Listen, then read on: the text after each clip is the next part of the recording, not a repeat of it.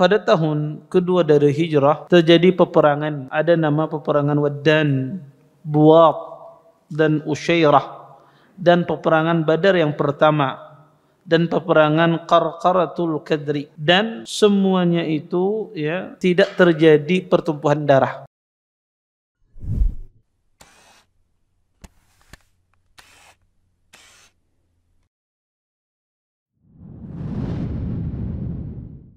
Wa na'udzu billahi min shururi anfusina wa min sayyiati a'malina.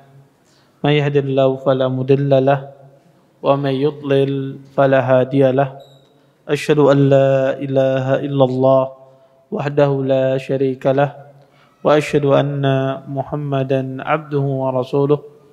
Fa inna asdaqal hadits kitabullah wa khairul hadi hadi Muhammadin sallallahu alaihi wasallam. وشر الأمور محدثاتها وكل محدثة في الدين بدعة وكل بدعة ضلالة وكل ضلالة في النار. أما بعد. Bapak-bapak, ibu-ibu, ikhwan dan akhwat yang dimuliakan oleh Allah Subhanahu wa taala. Alhamdulillah, segala puji bagi Allah Subhanahu wa taala dengan limpahan nikmat yang begitu besar, di antaranya nikmat iman, nikmat Islam, nikmat kesehatan, sehingga kita semua diberikan kemudahan oleh Allah Subhanahu wa taala untuk bisa berhadir di majlis ilmu. Mudah-mudahan apa yang kita pelajari, apa yang kita tuntut pada malam hari ini mendatangkan keberkahan dari Allah Subhanahu wa taala, dan kita bisa mengambil manfaat dari apa yang akan disampaikan nantinya. Bapak, Ibu, ikhwan dan akhwat yang dimuliakan oleh Allah Subhanahu wa taala, kita lanjutkan kajian kita tentang syarah kitab Khulasah Nurul Yaqin.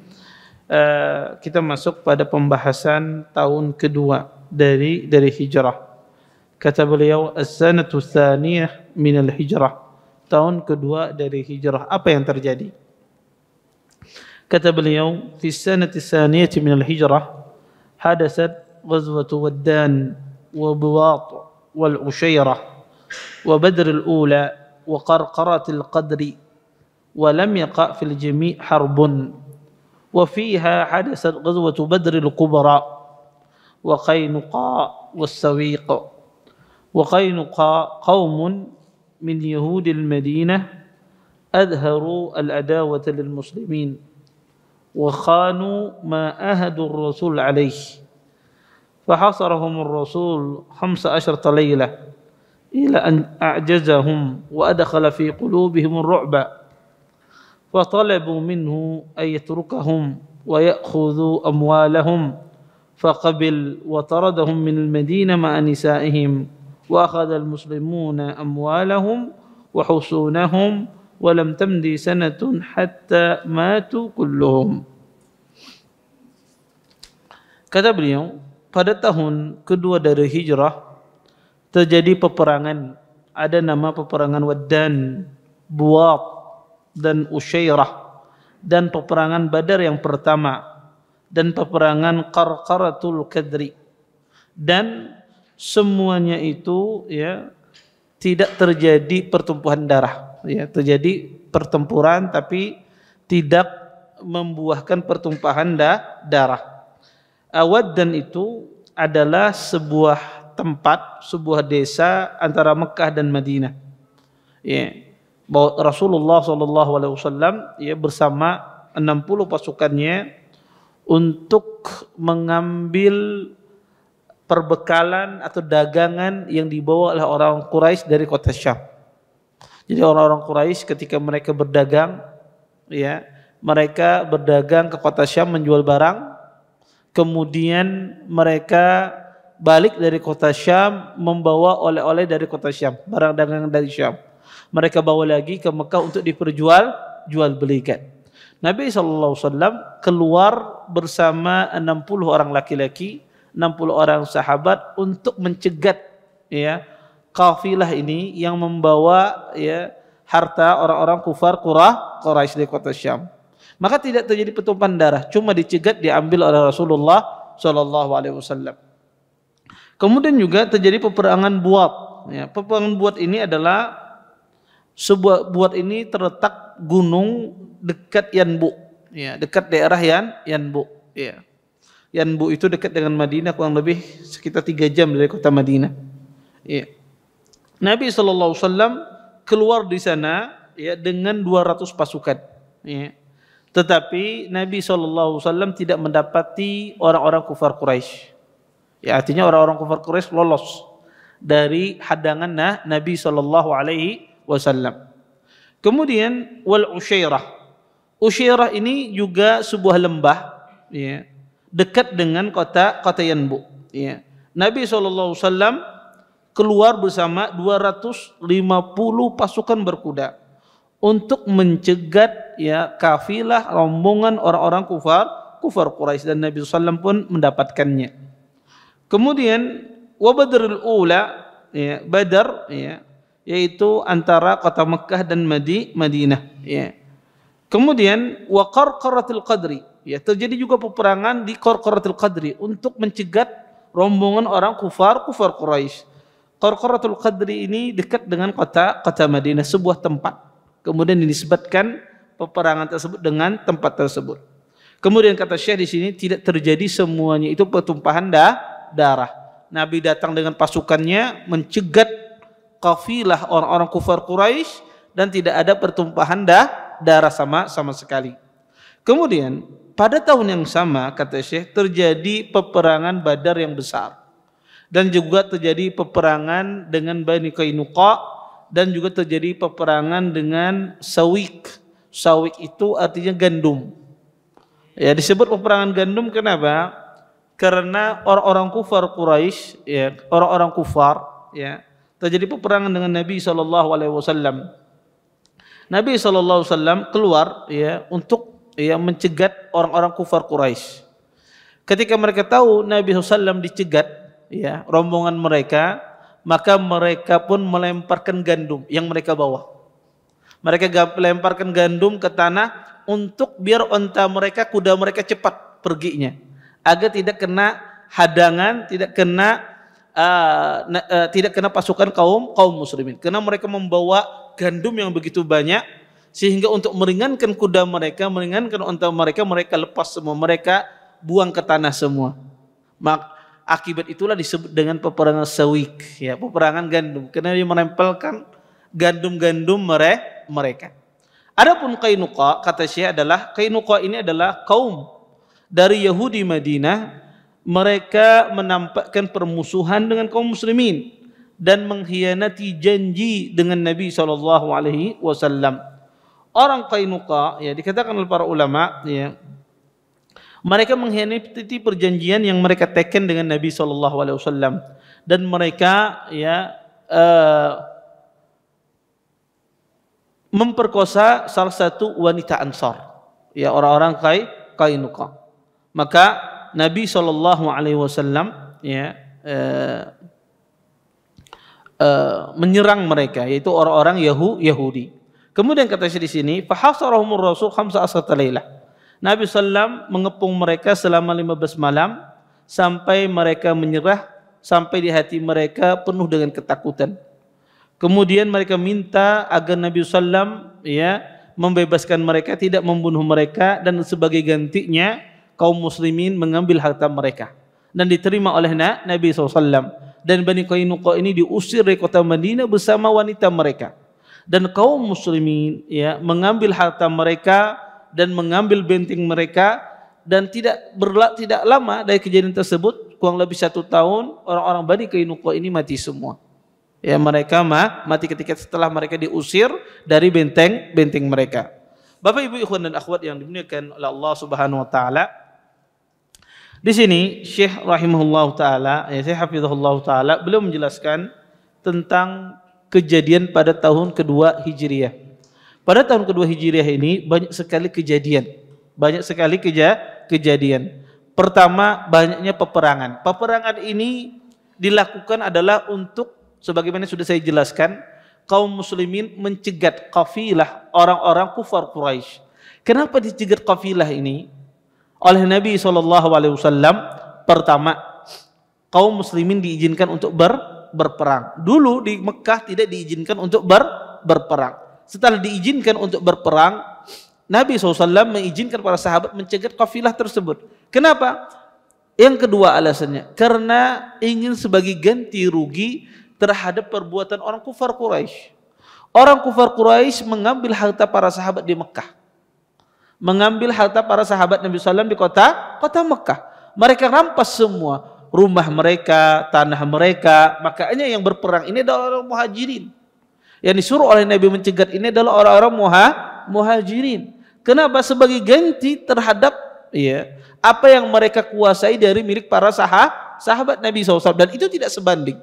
Harta yang ditinggalkan oleh sahabat di Mekah itu sangat banyak di Mekah. Tanah mereka, rumah mereka, perdagangan mereka diambil semua, dirampas semua oleh orang kufar Quraisy. Dan Nabi SAW ingin membalas kembali, ingin mengembalikan kembali harta para sahabat tersebut. Makanya dicegat kafilah-kafilah ini, sehingga timbullah peperangan-peperangan. Karena orang dahulu itu ketika mereka dagang di kota Syam, mereka itu berangkat dengan setiap kafilah itu ada ketuanya. Setiap rombongan itu ada ketuanya, sehingga mereka itu jalan tidak berbarengan. Kadang kafilah ini jalan duluan, kemudian kafilah ini jalan duluan, kafilah ini jalan duluan. Maka Nabi SAW pun mencegat, mengetahui kafilah ini datang tanggal sekian, dicegat oleh Nabi SAW. Kafilah ini datang tanggal sekian, dicegat oleh Nabi SAW. Karena mereka akan melewati kitaran Madinah. Maka dicegat oleh Rasulullah SAW bersama pasukannya. Kemudian di sela-sela tersebut juga ada pengkhianatan yang dilakukan oleh orang-orang Yahudi. Ya, khususnya orang Bani Qainuqa. Dan ini insyaallah saya akan jelaskan secara terperinci setelah kejadian perang Badar. Kemudian di tahun yang sama, di tahun kedua Hijriah, dan di sini tidak disebutkan oleh Syekh, terjadi berbagai macam syariat Allah turunkan di tahun kedua Hijriah. Sebelum berperang diturunkan banyak syariat. Pertama, diturunkan syariat untuk mengeluarkan zakat. Keluar zakat itu pada bulan Sya'ban sebelum berperang, sebelum berperang. Kemudian diturunkan juga syariat untuk berpuasa. Dulu kaum muslimin wajib berpuasa cuma puasa Asyura. Cuma 1 hari dalam setahun wajibnya. Kemudian Allah ganti puasa Asyura tersebut dengan puasa Ramadan. Maka ini bagian dari nasikh, bagian dari hukum yang dihapus di dalam agama Islam, dihapus tapi diganti dengan hukum yang lebih berat. Karena 1 hari diganti dengan 30 hari. Kemudian Allah Subhanahu wa taala turunkan juga pada tahun kedua Hijriah adalah perpindahan kiblat. Yang dulu kaum muslimin menghadap ke Baitul Maqdis, sekarang menghadap ke Ka'bah. Dan ini menjadikan orang-orang Yahudi jengkel. Kenapa orang Yahudi jengkel? Karena pertama kaum muslimin tidak mengikuti mereka lagi puasa hari Asyura. Kemudian yang kedua, kaum muslimin kiblatnya tidak ke Baitul Maqdis lagi. Akhirnya pun orang-orang Yahudi pun membuat fitnah di kalangan kaum mukminin. Mereka datang kepada kaum mukminin mengatakan, kenapa kalian mengubah kiblat? Kenapa kalian mengubah kiblat? Mereka berhujjah, kalau kalian mengubah kiblat dari Ka'bah ke Baitul Maqdis, kata orang Yahudi, terus bagaimana orang-orang yang terdahulu yang sholatnya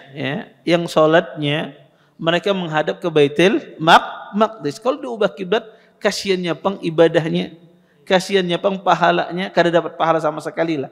Kemudian Allah Subhanahu wa taala menurunkan ayat, sesungguhnya Allah tidak menyia-nyiakan amalan orang-orang beriman. Kemudian orang Yahudi komplain lagi, kenapa kiblat berubah-ubah? Kenapa kiblat berubah-ubah? Kemudian kata Allah Subhanahu wa taala, sesungguhnya maghrib dan masyrik, daerah timur dan daerah barat itu kepunyaan Allah. Terserah Allah. Allah yang Maha menghendaki. Kemudian Bapak Ibu ikhwan dan akhwat yang dimuliakan oleh Allah Subhanahu wa taala, maka turun syariat-syariat ini, puasa, kemudian turun tentang masalah zakat, turun tentang masalah pengubahan kiblat, dan ini isyarat dari Allah Subhanahu wa taala kiblat kaum mukminin itu ke Ka'bah. Isyarat bahwa Ka'bah itu akan ditaklukkan. Kota Mekah itu akan ditaklukkan. Kenapa dijadikan kiblat? Bagaimana sesuatu yang dijadikan kiblat tidak dikuasai? Maka kata para ulama, ini isyarat. ketika Allah Subhanahu wa taala menyuruh kaum muslimin menghadap Ka'bah padahal Mekah pada saat itu belum ditaklukkan, ini isyarat bahwasanya Mekah itu akan ditaklukkan, akan dikuasai oleh kaum muslimin. Makanya Allah Subhanahu wa taala menyuruh menghadap Ka'bah. Kemudian Bapak Ibu ikhwan dan akhwat yang dimuliakan oleh Allah Subhanahu wa taala, dan ini Allah Subhanahu wa taala mensyariatkan syariat yang banyak ini untuk memantapkan hati kaum muslimin, karena mereka akan menghadapi suatu perang yang sangat besar, yaitu peperangan Badar. Makanya Allah uji kaum muslimin dengan solatnya, diuji dengan puasanya, diuji dengan zakatnya, diuji keimanannya dengan perubahan kiblat. Kemudian kita baca apa yang dikatakan oleh Syekh. Kata Syekh, Ghazwatu Badr Kubra, dan pada tahun kedua juga terjadi perang Badar. Ya, perang Badar yang besar. Kata beliau, Ghazwatu Badr Kubra hiya al-furqan alladhi 'azza Allah bihi al-Islam wa rafa'a manarahu wa tama asy-syirka wa kharraba arkanahu. Kata Syekh, khususnya peperangan Badar disebut juga Al-Furqan, pembeda, yang Allah muliakan dengannya agama Islam, dan Allah tinggikan ya menara Islam, dan Allah hancurkan kesyirikan, dan juga Allah binasakan ya, Allah musnahkan ada rukun-rukun kesyirikan. Kemudian kata Syekh di sini, wasababuha anna Rasul sallallahu alaihi wasallam kharaja liya'tarida 'iran li Quraisy raji'atan min asy-Syam wa kana ma'ahu 313 rajulan. Falamma 'alimat Quraisy bidzalik arsalat 950 rajulan lihimayati 'irihim wa tijaratihim, fasara ilaihimur rasul biman ma'ahu wa qatalahum qitalan syadida. Kata beliau, sebabnya adalah Rasulullah SAW keluar untuk mencegat ya rombongan kafilah Quraisy yang pulang dari Syam, dan bersama Nabi 313 orang laki-laki. Ketika Quraisy mengetahui hal tersebut, mereka mengirim 950 orang laki-laki untuk melindungi ya unta-unta mereka, dagangan mereka. Fasara ilaihimur rasul biman ma'ahu. Kemudian ya Rasul pun ya pergi bersama sahabat dan memerangi orang-orang kufar Quraisy dengan peperangan yang sengit. Bapak Ibu ikhwan dan akhwat yang dimuliakan oleh Allah Subhanahu wa taala, di sini Syekh menjelaskan tentang masalah perang Badar. Badar itu apa? Badar itu ya dikatakan Badar itu sumur. Ya, Badar itu dikatakan dia artinya sumur ya. Badar itu adalah sumur yang digali oleh seseorang dari Bani Ghifar. Nama yang menggali sumur ini namanya adalah Badar. Jadi sumur yang digali seseorang yang bernama Badar. Dikatakan oleh sejarah, makanya dinamakan perang Badar, karena dekat dengan sumur digali oleh seseorang yang bernama Badar. Kemudian Bapak Ibu ikhwan dan akhwat yang dimuliakan oleh Allah Subhanahu wa taala, perang Badar ini disebut ya juga dengan perang Badar Kubra. Kadang juga disebut dengan perang Al-Uzma. Ya, perang Badar Al-Uzma. Kadang juga disebut dengan Yaumul Furqan, sebagaimana disebutkan dalam Al-Qur'an, wa ma anzalna ala 'abdina Yaumul Furqan. Ya. Sesungguhnya ya apa yang kami turunkan ya pada hamba kami Yaumul Furqan, yaitu pada peperangan Badar. Maka di Al-Qur'an peperangan Badar ini disebut dengan Yaumul Furqan. Ya. Kadang juga disebut perang Badar ini adalah disebut dengan Badrul Qital, karena peperangan itu sangat sengit sekali. Kemudian Bapak Ibu ikhwan dan akhwat yang dimuliakan oleh Allah Subhanahu wa taala, sebab peperangan Badar ini apa sebabnya? Dijelaskan oleh para ulama rahimallahu taala, sebabnya adalah Abu Sufyan ya. Beliau ya Abu Sufyan sebelum ya dia masuk Islam ya, beliau pulang dari Syam. Qafilahnya Abu Sufyan qafilah yang paling banyak. Ya, paling banyak membawa perbekalan dan paling banyak membawa harta dari kota Syam. Karena kita tahu Abu Sufyan itu adalah pembesar orang kufar Quraisy pada saat itu. Sehingga kafilahnya Abu Sufyan ini kafilah yang paling besar. Di dalam membawa perbekalan, di dalam membawa harta benda, makanya Nabi SAW beliau mengerahkan 313 sahabat, sebagian Nabi mengerahkan 315, ada yang mengatakan 317 untuk mencegat kafilahnya Abu Sufyan. Jangan sampai kafilah ini lolos, karena kafilah ini membawa begitu banyak harta. Dikatakan Abu Sufyan beliau membawa 1000 ekor onta. Membawa 1000 ekor onta penuh dengan isinya. Ya. Dikatakan ya, di 1000 ekor onta itu kurang lebih sekitar 50.000 dinar. 50.000 dinar. Ya. Maka 1 dinar itu kurang lebih 4 gram emas, 4 gram lebih. Maka 50.000 dinar berarti berapa gram itu? 200.000 gram. 200.000 gram berapa kilo itu? Ya, itu emas yang dibawa oleh orang-orang kufar Quraisy. Kemudian yang menjaganya tersebut, yang menjaga kafilah tersebut ya diiringi oleh pasukan kurang lebih 70 orang laki-laki. Jadi 1000 ekor onta ini dijaga oleh 70 orang kufar Quraisy. Ya. Kemudian maka Nabi SAW ketika mengetahui Abu Sufyan akan melewati, ya, akan pulang dari Syam, maka Nabi pun memanggil para sahabatnya. Karena ini akan terjadi peperangan, berbeda dengan sebelumnya. Yang sebelumnya kafilahnya kecil, tidak akan terjadi peperangan. Ya seperti Saritun Nakhlah 10 lawan 4 orang. Ya. Maka yang sebelum-sebelumnya adalah kecil-kecil, sedangkan ini adalah paling besar, pasti akan terjadi peperangan. Kemudian Nabi SAW memanggil kaum muslimin untuk meminta pendapat mereka. Kata Nabi SAW, "Hadza iru Quraisyun fiha amwaluhum fakhruju la'alla Allah ayughannimukuha."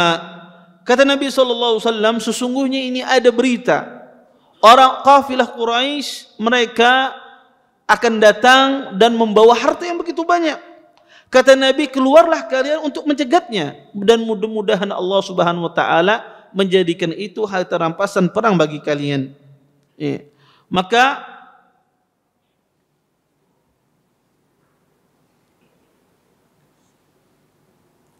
para sahabat pun menyetujui apa yang diserukan oleh Nabi SAW untuk keluar. Maka sahabat pun setuju. Akhirnya pun para sahabat keluar bersama Nabi SAW. Kemudian ketika ya, mendengar Abu Sufyan ini orang yang cerdas, dia sangat cerdas Abu Sufyan ini. Padahal Nabi SAW melakukan keluarnya Nabi dengan sahabat dengan sembunyi-sembunyi. Ya, tidak diketahui oleh Abu Sufyan. Tapi Abu Sufyan orang yang sangat cerdas, sehingga Abu Sufyan sampai kepadanya kabar bahwasanya Nabi akan keluar, akan mencegat kafilahnya dia. Ya. Sedangkan kafilahnya Abu Sufyan itu hampir semua harta orang kufar Quraisy ada di kafilahnya Abu Sufyan. Kemudian pun Abu Sufyan mengirimkan sepucuk surat yang dikirimkan kepada seseorang yang bernama Damdam ibni Amr. Abu Sufyan mengupas seseorang untuk menyampaikan pucuk surat ini ke kota Mekah, ya, dengan kudanya. Maka Damdam ibni Amr ini pun dia pergi, ya, dengan membawa sepucuk surat dari Abu Sufyan. Ketika sampai di kota Mekah, maka Damdam ibnu Amr ini pun dia merobek bajunya. Dia sobek bajunya. Ketika dia sampai di Mekah, dia sobek bajunya. Kemudian ya, dia pun berteriak. Ya, Damdam ibnu Amr ini pun dia berteriak. Apa dikatakan oleh Damdam ibnu Amr ini? Kata Damdam ibnu Amr ini, dia mengatakan bahwasanya, ya Quraisy, wahai orang-orang Quraisy, ya,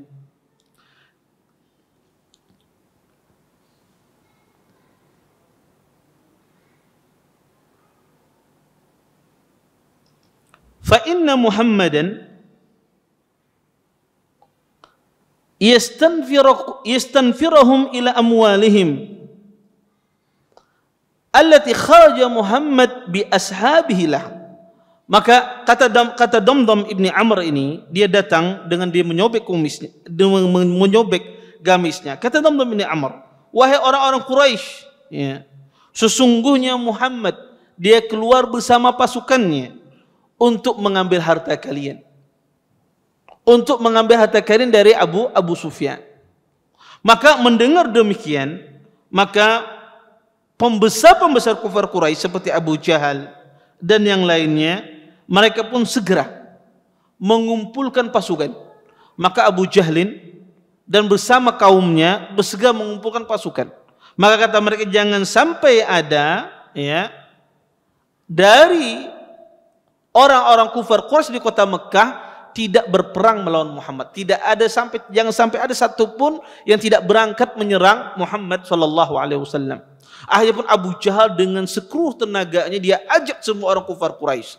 Maka pada saat itu Abu Jahal bisa mengumpulkan 1.300 pasukan. Dikumpulkan oleh Abu Jahal.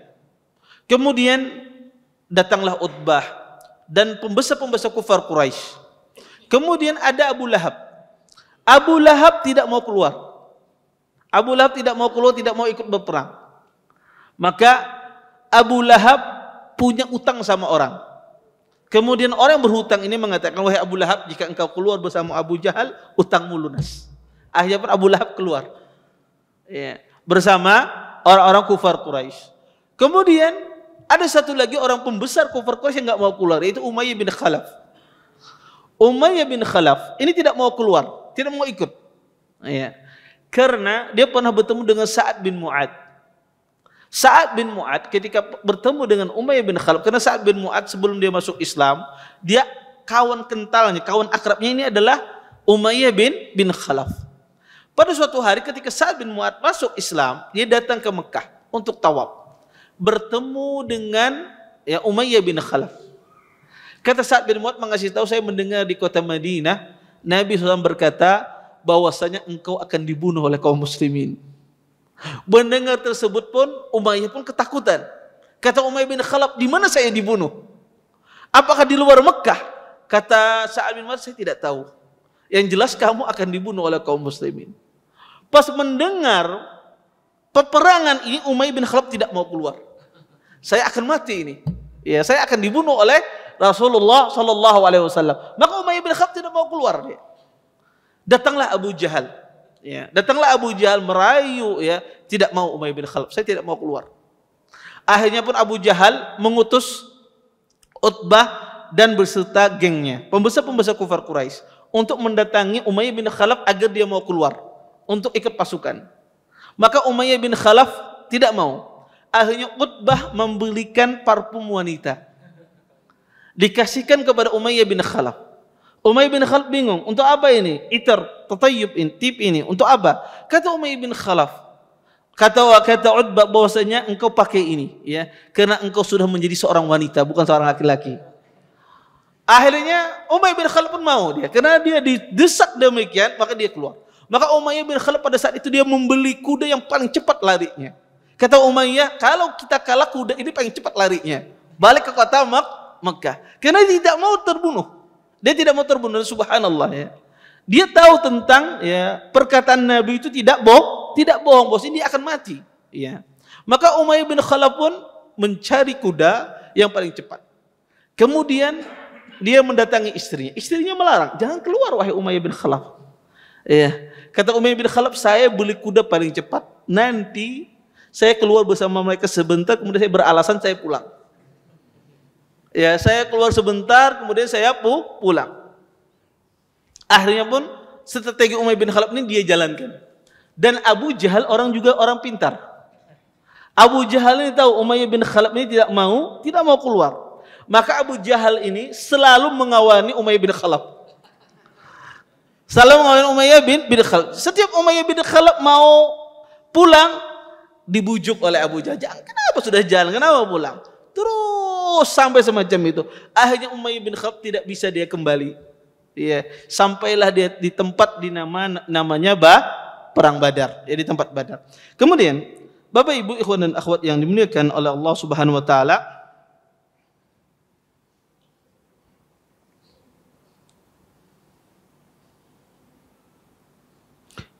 ketika di dalam peperangan Badar ada sahabat Nabi SAW Hudzaifah bin Yaman dan bapaknya, ya.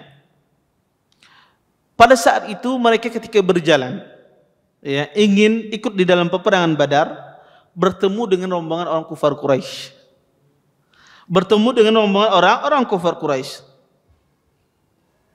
Kemudian orang-orang kufar Quraisy pun menginterogasi Hudzaifah dan bapaknya Husail. Kata orang ini, mau kemana kalian? Aturiduna Muhammad? Apakah kalian menginginkan Muhammad, artinya bergabung dengan tentara Nabi di Badar? Kata bapaknya Hudzaifah, manuridu ilal Madinah. Kami tidak menginginkan tentaranya Muhammad, tentaranya Nabi SAW, tapi kami ingin pulang ke kota Madinah.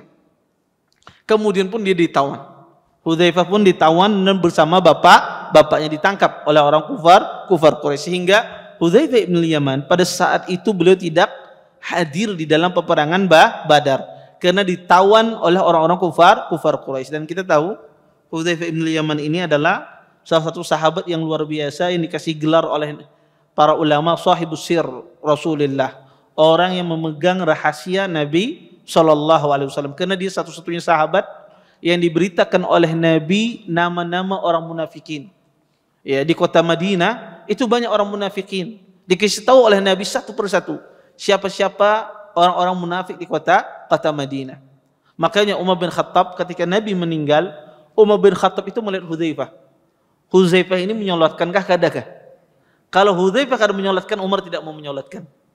Ya, karena Umar takut kalau Hudzaifah kada menyolatkan berarti jangan-jangan ini orang munafik. Ya. Akhirnya suatu hari Umar bin Khattab radhiyallahu taala anhu bertanya kepada Hudzaifah, "Ya Hudzaifah," kata Umar, "apakah saya termasuk orang yang disebutkan oleh Rasulullah dari orang-orang munafikin?" Hudzaifah tidak mau mengasih tahu. Dipaksa oleh Umar, "Tolong kasih tahu, ya. Apakah saya termasuk orang munafikin?" Kata Hudzaifah, "Saya akan kasih tahu kamu, tapi tidak boleh kamu kasih tahu kepada orang lain. Ya. Dan jangan kau tanya lagi setelah ini." Kata Hudzaifah, "Engkau tidak termasuk orang yang disebut oleh Nabi dari orang-orang munafikin." Maka ini sahabat yang mulia. Kemudian, Bapak Ibu ikhwan dan akhwat yang dimuliakan oleh Allah Subhanahu wa taala, ketika sampai kepada Nabi SAW bahwasanya orang-orang kufar Quraisy, ya, mereka bersama rombongannya, Abu Sufyan minta bantuan bala tentara pasukan, dan juga didengar oleh Nabi, orang kufar Quraisy pergi bersama rombongannya. Maka disinilah Nabi SAW bermusyawarah kepada para sahabatnya, karena tujuan utama Nabi pertama tadi adalah mencegat onta-ontanya Abu Sufyan, ya, perdagangan yang dibawa oleh Abu Sufyan, kafilah Abu Sufyan, itu tujuan utama Nabi. Tapi Abu Sufyan meminta bantuan agar menjaga, ya, dagangan mereka. Ketika mendengar tersebut pun Nabi SAW, ya, bermusyawarah kepada para sahabat. Nabi pun meminta musyawarah pandangan mereka. Maka berdirilah Abu Bakar, berbicara Abu Bakar dengan pembicaraan yang sangat bagus. Berdiri Umar juga dengan pembicaraan yang sangat bagus. Berdiri Miqdad, berkata Miqdad, "Ya Rasulullah, imdi lima arakallah fanahnu ma'ak. Wallahi la naqul kama qala banu Israil li Musa, idhhab anta wa rabbuka faqatila innaha huna qa'idun, walakin idhhab anta wa rabbuka faqatila inna ma'akum muqatilun."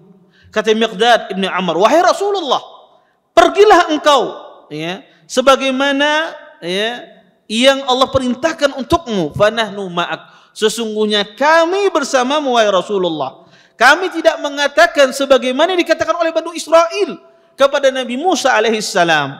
Sesungguhnya Banu Israel mereka mengatakan kepada Nabi Musa, wahai Musa, pergilah engkau dan Tuhanmu untuk berperang.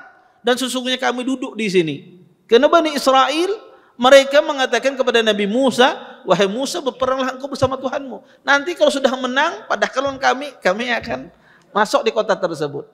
Kata Miqdad, kami tidak seperti ini yang dikatakan oleh Banu Israel. Wahai Musa, pergilah engkau dengan Tuhanmu berperang dan kami duduk di sini. Tetapi kata Miqdad, pergilah engkau wahai Rasulullah bersama Tuhanmu untuk berperang dan kami ikut serta bersamamu berperang. Iya. Mendengar hal tersebut pun Nabi SAW senang. Ya. Tetapi Nabi SAW ya menginginkan ada dari orang-orang Ansar. Kenapa Nabi menginginkan orang Ansar? Karena semua yang berbicara ini orang Muhajirin semua. Semua yang berbicara berkomentar ini orang-orang Muhajirin. Tapi Nabi ingin pembicaraan itu muncul dari orang-orang Ansar. Kenapa? Karena Nabi sudah melakukan perjanjian dengan orang-orang Ansar. Ketika di Bai'atul Aqabah yang kedua, Nabi berjanji bahwasanya mereka tidak berperang di luar kota Madinah. Nabi SAW tidak berperang di luar kota Madinah, dan Nabi tidak ingin memaksa orang Ansar berperang di luar kota Madinah. Makanya Nabi bermusyawarah agar ada dari orang Ansar mengutarakan pendapatnya. Melihat demikian, maka Sa'ad bin Ubadah pun paham. Nabi SAW menginginkan ya orang-orang Ansar berbicara. Maka kata Sa'ad bin Ubadah, "Iyana turidu ya Rasulullah, wahai Rasulullah, engkau menginginkan kami untuk berbicara?" Kemudian kata Sa'ad bin Ubadah, "Walladhi nafsi biyadih, law amartana an nakhidaha al-bahr la khudnaha, walau amartana an nadriba akbadaha ila bariqil ghimat la fa'alna."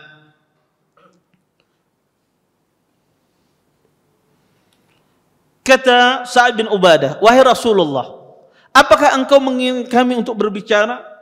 Kata beliau, "Demi Allah wahai Rasulullah, yang jiwa kami di tangannya," kata beliau, "kalau seandainya engkau memerintahkan kami mengarungi lautan, niscaya akan kami arungi," kata beliau. "Kalau seandainya engkau memerintahkan kami untuk menyelami lautan, akan kami selami lautan tersebut. Kalau seandainya engkau memerintahkan kami untuk berjalan di berbagai macam tempat, maka akan kami lakukan." Ya. Mendengar perkataan Sa'ad bin Ubadah, Nabi pun senang bahwasanya orang-orang Ansar ya setuju dengan apa yang dilakukan oleh Nabi untuk keluar dari kota Madinah menghadang rombongan orang kufar Quraisy. Kemudian ketika para sahabat setuju Nabi SAW keluar, maka keluarlah para sahabat 300 orang lebih menuju suatu tempat yang bernama Badar. Pada saat itu Abu Sufyan mengetahui. Sebelumnya Abu Sufyan cuma mendengar kabar saja. Nabi SAW akan mencegat ya kafilah yang beliau bawa. Tapi Abu Sufyan tidak tahu di mana Nabi akan mencegatnya. Setelah itu Abu Sufyan tahu. Dia mendapati kotoran-kotoran unta. Jadi orang Arab zaman dahulu itu kalau mengetahui jejak itu dengan melihat kotoran. Dia tahu kotoran unta, dia bisa mengenal kotoran unta orang Yasrib dengan kotoran unta selain orang Yasrib. Jadi orang Arab zaman dahulu tahu ini kotoran untanya orang Madinah. Ini kotoran untanya orang ini. Abu Jahal mendapati kotoran unta tersebut, Abu Sufyan mengetahui, oh ini adalah kotoran unta orang Yasrib. Maka Abu Sufyan pada saat itu tahu bahwasanya Nabi menghadang mereka dekat Badar. Akhirnya pun Abu Sufyan meminta pendapat bersama orang kafir Quraisy yang saat itu dan juga pada penunjuk jalan, adakah jalan yang lain melewati terhindar dari pasukan Rasulullah. Maka disuruh dia melewati sebuah gunung, yang mana gunung itu tidak akan bertemu dengan pasukan Nabi SAW. Maka pun Abu Sufyan pun mengubah haluannya sehingga Abu Sufyan selamat bersama rombongannya, selamat, tidak bisa dicegat oleh Nabi SAW. Ketika Abu Sufyan hampir sudah jauh dan tidak mungkin lagi Nabi mengejarnya, maka Abu Sufyan pun mengirim surat kepada orang-orang kufar Quraisy. Orang kufar Quraisy sudah kadung keluar menuju kota Badar, menuju Badar. Maka Abu Sufyan pun menulis surat bahwasanya ya rombongan kita selamat, tidak perlu lagi berperang. Akhirnya pun Umayyah bin Khalaf senangnya luar biasa. Karena dia dari awal tidak ingin berperang dari awal. Ya, dia senangnya luar biasa. Maka Umayyah pun sudah siap-siap mau pulang. Mendengar tersebut Abu Jahal marah. Abu Jahal pun marah. Apa yang dikatakan oleh Abu Jahal? Kata Abu Jahal, ya, dia mengatakan ya, dengan perkataan untuk membangkitkan semangat kaum kufar Quraisy pada saat itu. Kata Abu Jahal apa? Wallahi la narji hatta narida Badran. Demi Allah kita tidak akan pulang ke kota Mekah sampai kita sampai di Badar. Fanuqimu biha salasan. kita akan tinggal di sana selama 3 hari. Fananharu juzur, kita akan menyembelih onta-onta kita. Wa nut'imut ta'am, kita akan berpesta, makan makanan di sana. Wa nisqil khamar, kita akan minum khamar di sana. Kita pesta khamar, kata Abu Jahal. Wa ta'ziful qiyan, dan kita akan undang para wanita-wanita yang memainkan musik. Artinya wanita-wanita yang berjoget, yang bermain musik, menghibur para kufar Quraisy. Mendengar hal tersebut, maka sebagian besar orang kufar Quraisy mengikuti Abu Jahal. Karena Abu Jahal ini memiliki haibah yang luar biasa, memiliki wibawa yang luar biasa di kalangan orang kufar Quraisy. Maka sebagian besar orang kufar Quraisy taat kepada Abu Jahal, kecuali Akhnas ibn Syarik, beliau tidak mau. Beliau membawa kabilahnya beliau adalah dari kabilah Bani Zuhra. Maka beliau tidak mau mengikuti Abu Jahal. Bahwasanya tujuan kita adalah menyelamatkan Abu Sufyan. Abu Sufyan sudah selamat. Maka kata Akhnas ibn Syarik, tidak ada faidahnya kita berperang dengan Rasulullah sallallahu alaihi wasallam. Akhirnya pun dia bawa pasukannya kembali pulang ke kabilahnya, 300 pasukan. 300 pasukan dia bawa pulang ke kota Mekah. Sehingga bersama Abu Jahal yang asalnya 1.300 menjadi 1.000 orang. Bersama Nabi SAW itu 300 pasukan. Ya. Maka 1.000 orang berhadapan dengan 300 orang. Dan insya Allah kelanjutannya nanti bagaimana peristiwa peperangannya, seperti apa peperangannya, insya Allah nanti kita lanjutkan pada minggu akan datang insya Allah. Baik. Sisa waktu yang ada mungkin ada yang bertanya, silahkan. Fadhal, kalau yang mau bertanya.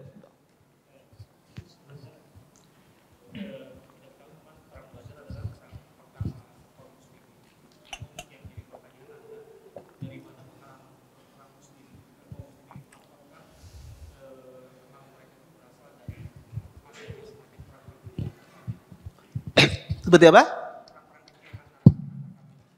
Baik. Jadi beliau menanyakan, peperangan Badar adalah peperangan pertama bagi kaum muslimin. Dari mana mereka belajar berperang. Pada minggu kemarin sudah kita jelaskan bahwasanya sebelum peperangan Badar ini ada peperangan kecil. Dan itu diikuti oleh orang-orang muhajirin semuanya. Kenapa? Pertama, untuk melatih kemampuan mereka untuk berperang. Karena mereka puluhan tahun dilarang oleh Allah Subhanahu wa taala untuk berperang. Kemudian yang kedua, orang-orang Ansar dan orang-orang Muhajirin sebelumnya sudah terbiasa berperang. Orang Ansar sering perang sesama mereka, suku sesama mereka, kabilah, sudah terbiasa berperang. Orang Muhajirin pun demikian, sebelum mereka masuk Islam terbiasa mereka berperang sesama kabilah. Dan orang Muhajirin orang yang paling paham tentang strategi orang kufar Quraisy. Karena berasal dari mereka. Cara berperangnya mereka paham, bagaimana metode mereka berperang, mengerti. Ya, para sahabat di kalangan Muhajirin berbeda di kalangan sahabat dari Ansar. Makanya ketika peperangan kecil itu semuanya orang-orang Muhajirin. Kenapa Nabi memilih orang Muhajirin? Karena mereka paling paham bagaimana berhadapan dengan orang kufar Quraisy, dan mereka paling paham bagaimana strategi orang kufar Quraisy. Karena orang satu kampung itu tahu ya kelemahan kampung itu sendiri ya. Tapi orang kampung luar kada tahu kelemahan kampung tersebut, butuh waktu untuk mengamati bagaimana strateginya, kelemahannya. Tapi kalau kampung serongon pasti paham mana cacatnya, mana kelemahannya dan seterusnya.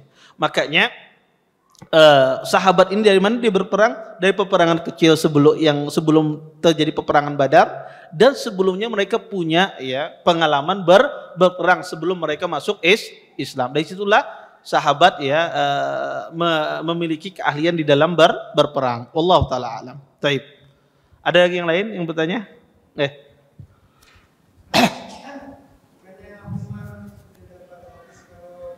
Pasti masuk surga ya Ustaz ya? Kenapa masih bertanya apakah beliau itu orang yang munafik gitu Ustaz? Umar yang bertanya. Nggih, Umar. Umar. Iya. Pertama ya, jazakumullah khairan atas pertanyaannya. Beliau bertanya tentang masalah kenapa Umar masih bertanya apakah beliau termasuk orang munafikin padahal sudah dijamin oleh Allah Subhanahu wa taala masuk surga. Pertama, sebelum saya masuk ke masalah itu, para ulama dikatakan ahlul ilm sepakat, bahkan dikatakan ijma' oleh Imam Abdul Barr rahimahullah taala, semua sahabat itu di surga. Semua sahabat itu di surga. Tetapi kenapa disebutkan ada 10 orang sahabat di surga ya dan sahabat yang lain tidak disebutkan ya. Pertama, kenapa para ulama tidak menyebutkan sahabat ini di surga, sahabat ini di surga? Karena para ulama ingin beradab dengan hadis Nabi. Ingin beradab dengan hadis Nabi karena ada sebagian sahabat itu yang ditentukan oleh Nabi baik secara rombongan masuk surga, ada yang ditentukan satu persatu oleh Nabi. Seperti Uqasah bin Mihsan, kata Nabi SAW, engkau masuk surga tanpa hisab. Seperti Bilal, ditentukan oleh Nabi masuk surga karena mendengar suara sendalnya di surga. Maka ada sahabat-sahabat yang banyak ditentukan oleh Nabi masuk surga. Dan ada sahabat disebut dalam satu hadis 10 orang masuk surga yang dikenal dengan asyarul mubasyirina bil jannah. Maka pada asalnya semua sahabat itu berada di surga. Tapi kenapa ulama tidak mentansis, tidak menyebutkan secara langsung mereka di surga? Karena pertama ingin beradab dengan Al-Quran, dan yang kedua adalah ingin beradab dengan hadis Nabi SAW.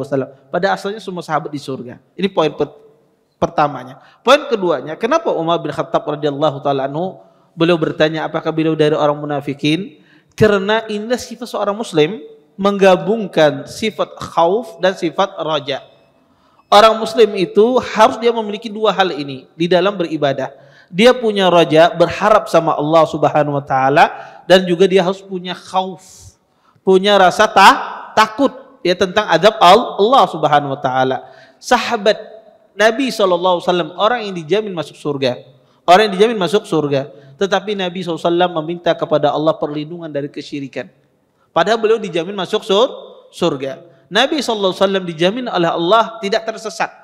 Tetapi beliau selalu minta hidayah kepada Allah Subhanahu wa taala. Kenapa? Karena meminta hidayah, meminta surga, meminta petunjuk itu bagian dari amal soleh, bagian dari ibadah. Dan seseorang ketika dia tahu bahwasanya dia terhindar dari sifat kemunafikan, itu mendorong dia lebih banyak beribadah. Ketika ada seseorang dikasih tahu Anda adalah salah satu penghuni surga, maka dia mendorong dia untuk makin banyak beribadah. Orang kalau dikasih tahu fadilah, mendapatkan fadilah tertentu, dia akan lebih semangat. Contoh, pian bekerja di sebuah perusahaan, kemudian di perusahaan tersebut pian dia diapresiasi oleh atasan pian, dikasih hadiah, dikasih mobil. Ya, dikasih mobil karena orang ini rajin masuk, kada pernah telat, jam 8 selalu ada di kantor. Kira-kira orang ini pas dikasih mobil isuknya telat kada? Isuknya jam 6 sudah ada di kantor. Kira-kira jam 6 isuknya sudah ada di kantor. Dia tambah semangat. Kenapa? Dapat fadilah. Maka seperti itu pula para sahabat, dia bertanya, apakah dia termasuk orang munafikin apa tidak? Kalau tidak, tambah mereka beribadah kepada Allah Subhanahu wa taala, sehingga ketika seorang tahu dia tidak termasuk dari orang munafikin, itu mendorong dia lebih banyak lagi beramal, lebih banyak lagi dia beribadah kepada Allah Subhanahu wa taala. Makanya para sahabat berlindung daripada kesyirikan, padahal ya seperti Abu Bakar As-Siddiq ya berdoa kepada Allah, Allahumma inni a'udzubika an usyrika bika syai'an a'lamuhu wa astaghfiruka lima la a'lamu. Ya Allah, aku berlindung kepadamu dari kesyirikan yang aku ketahui atau tidak yang aku ketahui. Padahal belum dijamin masuk surga. Orang yang paling utama, sahabat yang paling utama di dunia setelah Nabi SAW adalah Abu Bakar. Tapi beliau meminta berlindung kepada kesyirikan. Kalau Abu Bakar terjerumus dalam kesyirikan, maka setelahnya orang akan syirik. Tetapi kenapa? Karena itu mendorong seseorang agar ditambah beribadah, agar dia menjauhi dari hal-hal yang diharamkan. Maka itu sebabnya kenapa Umar bin Khattab radhiyallahu taala anhu beliau menanya tentang apakah termasuk dari orang munafik atau tidak, sehingga menjadikan orang itu tenang, tentram, kemudian dia tambah semangat. Dan juga kaidah syariah, seseorang selalu menggabungkan antara khauf, takut, dan raja, ya berharap dan seorang takut dengan adab Allah Subhanahu wa taala, maka dia bagaikan dua sayap kata para ulama, seperti dua sayap seekor burung. Kalau satunya saja ditonjolkan, berharapnya lebih besar, maka itu tidak baik. Atau takutnya lebih besar, maka itu juga tidak baik. Harus seimbang antara khauf dan berharap kepada Allah Subhanahu wa taala. Wallahu a'lam. Baik. Ada lagi yang lain? Cukup? Baik. Saya kira cukup. Kita tutup dan doa kafatul majelis. Subhanakallahumma bihamdika asyhadu an la ilaha illa anta astaghfiruka wa atubu ilaik. Assalamualaikum warahmatullahi wabarakatuh. Terima kasih. Jazakumullah khairan wa barakallahu fikum. Video ini dibuat atas partisipasi dari donasi Anda. Semoga menjadi amal jariah bagi Anda semuanya.